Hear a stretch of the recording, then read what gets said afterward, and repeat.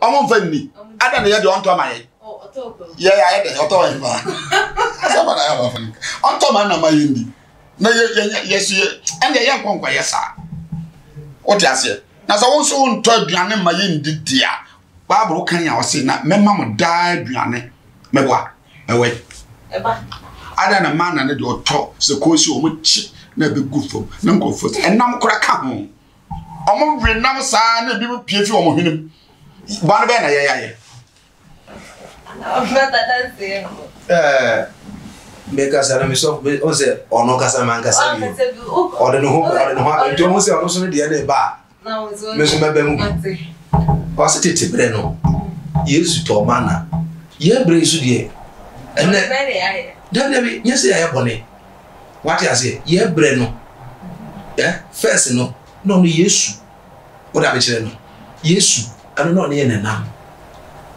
What I mentioned. Or no dear. Or Shamran said, Monco Saham.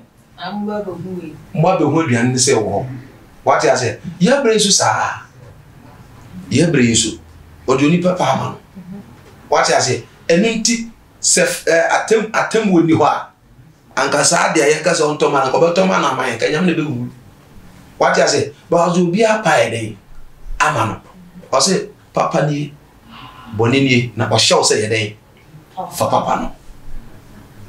Na de twa awo kra ewo se me de me yire act na maye no ade na tena se fa ho kama obi foforo na ono wonda na onji sika no on family na yendi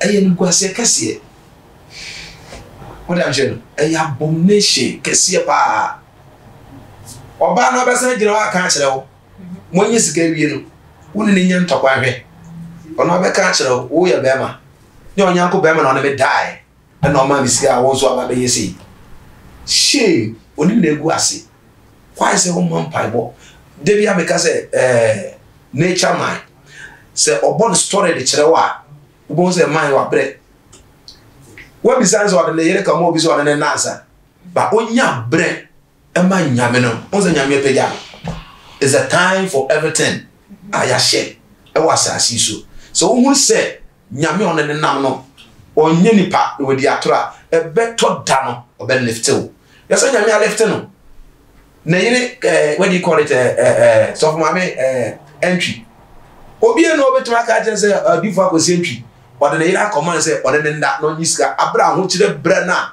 o mu namu o mu wo single room and porch no a de o me degrade de no awurade mo obi ba obi awurade fo obi so no de abre no 10 cedi obi tumi nu aduane ono tumi de ya puppet e preach wo so obi tumi ye de no mu ni bi kura ni nyina chi no wa ma na yira nkoya saa de no otwe nyame no nyame bie kwan ene o de bi ati o na asori sisi a na dwuma pagya otwen eye na me che mattress e bia na obi hwe ono so ne Kristo ni onye Kristo ne onya abotre onhwe Yesu sania awurade kan no o se de oto no bo ase won so hwe mu no awurade pagya no onye Kristo ni onim Yesu e be de no watwen ni de me kan chere ne se momo na nya saa de no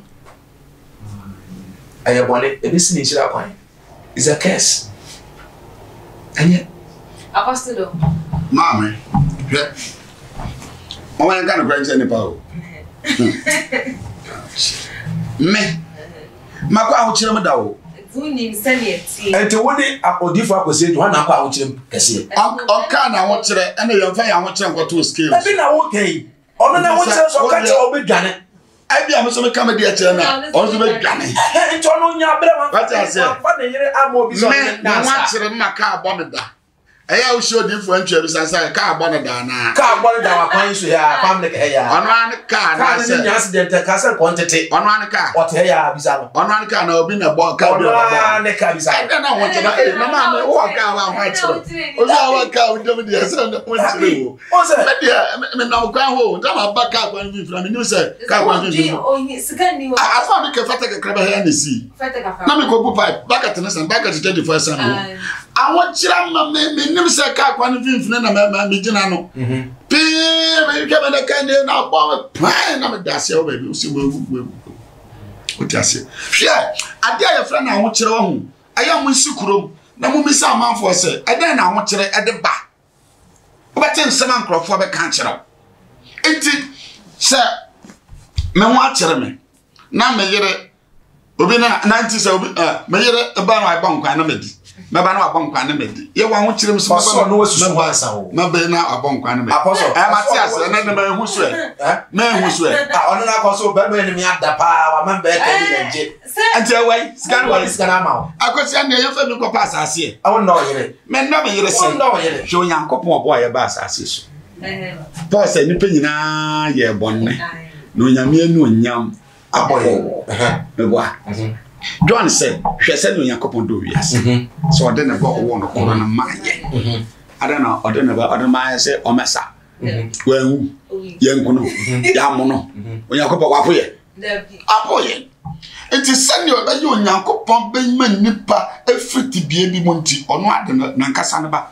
ade man ama ye kono hwe no magya go tatatata o hwe ana wusu na me yere na se ye ho akere ye yekita nkola de baba ye ntem no na de wa fa ba kwa nko me ya fa anyi sika mo me ba no sanye sika sam na ba ye sika sam no ne akosi me yere so oye osisika sema na me bwa so woni sika ho kere so do we ekona ena me yere akona sika ba we mfom so wo na dia wan ga na odi sika ba fie na ye kwam to atwa ye how to atwa mo how to atwa otimi kwa e de ka atie fa mo tie me aboso don kwani mama wo ye mo nhyɛ tebie bi di nipa kwa tebie bi na asomdwe aba enti senne wo tebie bi na eba mo wa ka wanu aduro no wegu a metofu enka wanu aduro wiase enya kwa ba akopɛ ana efam ereko ya ne so tu anamo a ebeboa na wo befiri wo ho kyerem na wo ho ntɔ na waso mo ntwo ana obeboa na software ana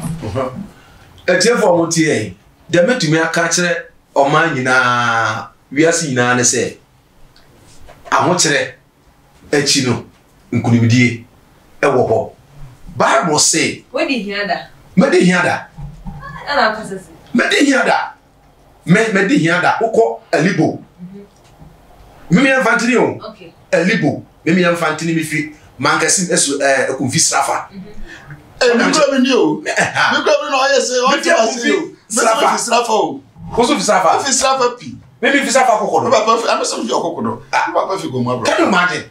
Enti ahokyere. Can you imagine?